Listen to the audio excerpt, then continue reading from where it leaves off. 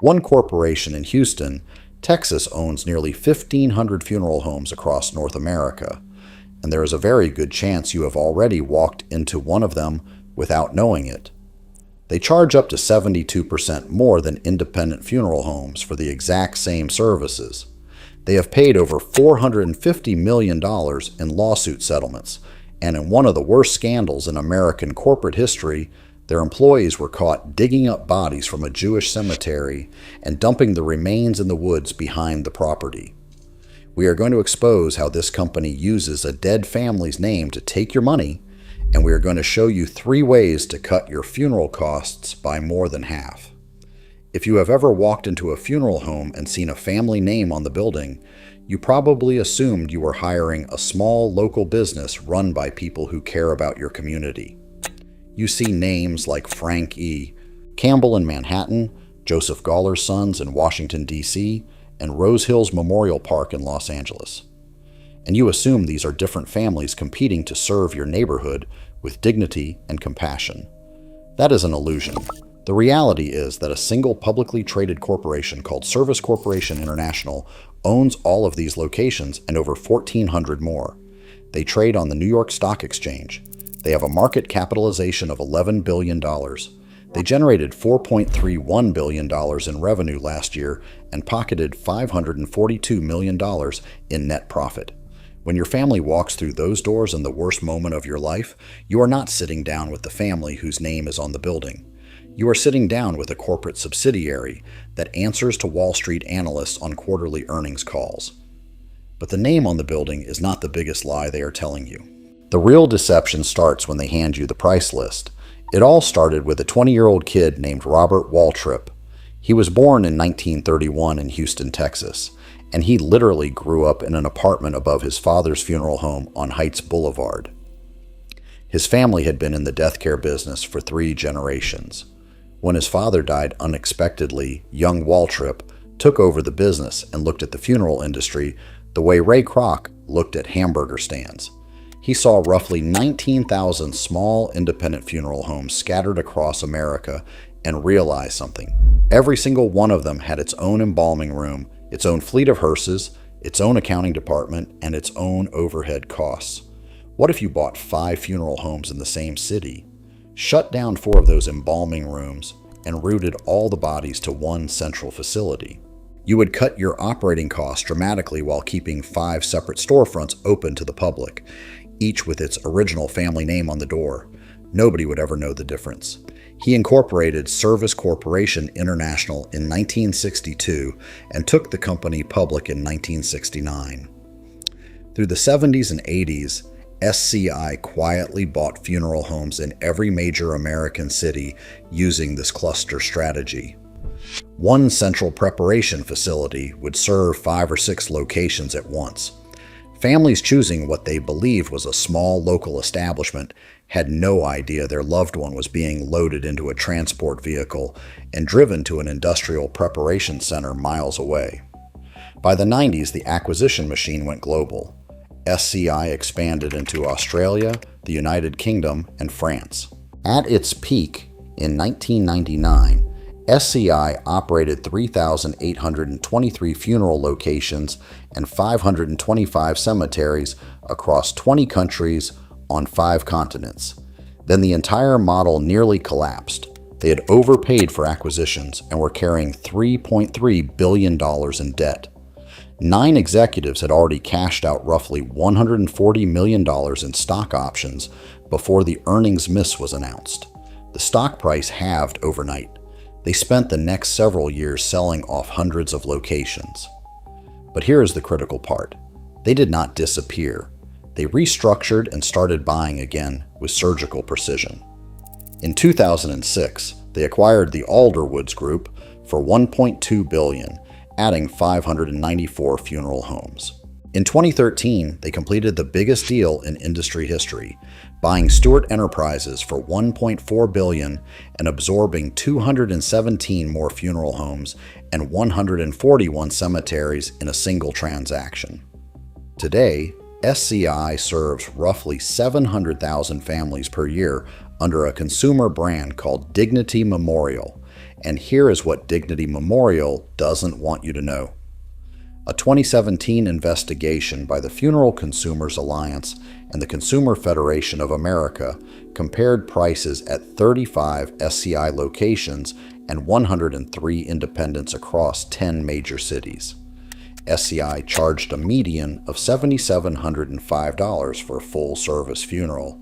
Independents charged $5,241 for the identical service. That is a 47% premium for the same casket, the same hearse, and the same hole in the ground. For simple cremation, SCI charged $2,700 versus $1,562 at Independence. That is a 73% markup for the same outcome, and at the time, not a single one of SCY's funeral homes published prices on their websites. They wanted you to walk through the door before you found out what anything cost. Meanwhile, the company told investors that consumers spend an extra $1,900 when buying packages instead of choosing services individually. They were bragging to shareholders about extracting more money from families in crisis, and the broader numbers are just as alarming. According to the Bureau of Labor Statistics, funeral costs have risen 227% since 1986. During the same period, overall consumer prices rose only 123%.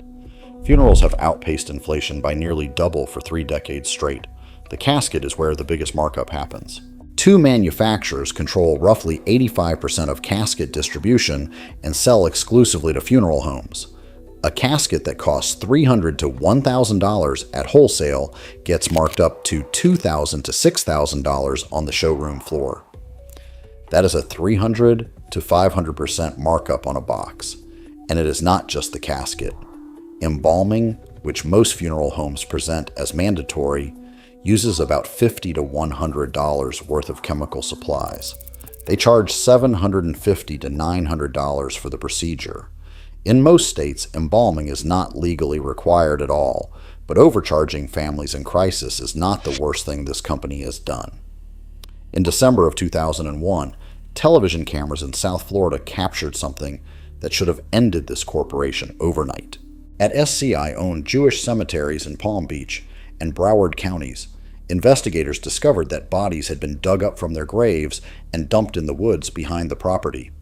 Concrete burial vaults had been smashed open with backhoes. Remains were stacked on top of each other in plots that had been sold to completely different families. Bones, skulls, and burial shrouds were found scattered in the trees. The case of Air Force Colonel Hyman Cohen, whose remains were dug up and thrown into the forest, became the symbol of the scandal. Attorneys estimated up to 100,000 people could be affected. SCI paid $14 million to the Florida Attorney General and a separate $100 million class action settlement covering Broward County families. Then it got worse. A lawsuit in Los Angeles alleged that at SCI's Eden Memorial Park, employees had been breaking buried concrete vaults with backhoes and dumping bones into an on-site dump for over 24 years. Approximately 1,500 vaults were destroyed. A judge found that SCI had intentionally destroyed evidence. That case settled in 2014 for $80.5 million, covering 25,000 families. Then came the pre-need trust fund scheme. Through cremation brands called Neptune Society and Trident Society, SCI sold prepaid cremation packages but split payments into 2 contracts. They placed only the discounted cremation portion into legally required trust funds while keeping the marked up merchandise money outside any consumer protection. The California Attorney General alleged that SCI withheld over $100 million from pre-need trusts. Settlements across Florida, California, and Colorado reached $240 million, affecting 87,000 consumers. And there was also the political angle. When Texas regulators caught SCI operating unlicensed embalming facilities, company founder Waltrip visited the governor's office to complain about the investigation. The executive director investigating SCI was fired. Her whistleblower lawsuit settled for over $200,000. SCI's lobbyists convinced the legislature to strip the regulatory commission of its power. One corporation effectively dismantled the state agency that was supposed to police it. So if the system is designed to exploit you at the worst moment of your life, what can you actually do about it? The first option is to use the law that already exists. Since 1984, the Federal Trade Commission's funeral rule has required every funeral home in America to give you an itemized price list before you agree to anything. They must provide prices over the phone if you call. They cannot tell you that embalming is legally required because in most circumstances, it is not. Now here is the problem. The FTC has inspected over 3,000 funeral homes since 1996 and found that roughly 1 in 5 were violating the rule. But almost none of them face real consequences. The enforcement program is actually administered by the National Funeral Directors Association, which is the industry's own trade group. Violators enter a training program and avoid public penalties entirely. The fox is guarding the henhouse, but the rule still gives you leverage if you know it exists.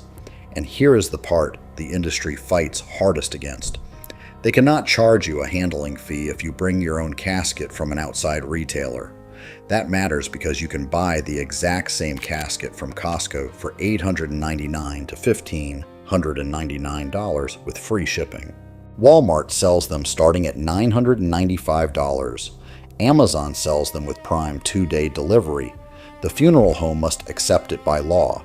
That single decision can save your family $2,000 to $3,000 overnight. The second option is to skip the traditional model entirely. Direct cremation with no viewing, no ceremony, and no embalming costs as little as $495 through discount providers. Compare that to the $8,300 median price of a traditional funeral with burial.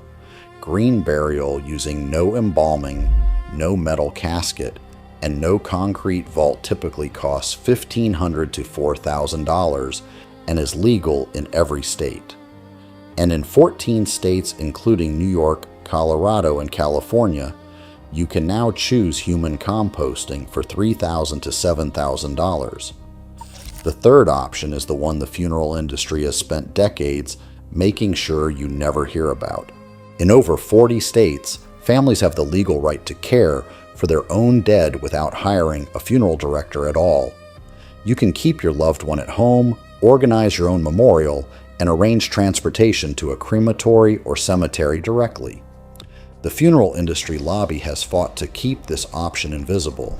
9 states still require a funeral director's involvement by law, and those laws exist because the industry wrote them.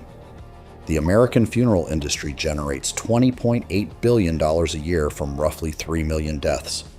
57% of Americans say they cannot cover a loved one's funeral without going into debt. That number jumped from 14% to 37% in just 1 year. Private equity firms are now buying independent funeral homes at a record pace, running the same playbook SCI pioneered in 1962. In 1963, a writer named Jessica Mitford published a book called The American Way of Death that exposed the industry's manipulative practices for the first time. That book eventually led to the FTC funeral rule, but 6 decades later, the core business model has not changed. The names are still fake, the markups are still obscene, and the people making the decisions are still sitting in a boardroom in Houston. The cremation rate has surged past 63% and is projected to reach 82% by 2045. The era of the $10,000 funeral is not ending because corporations decided to show mercy.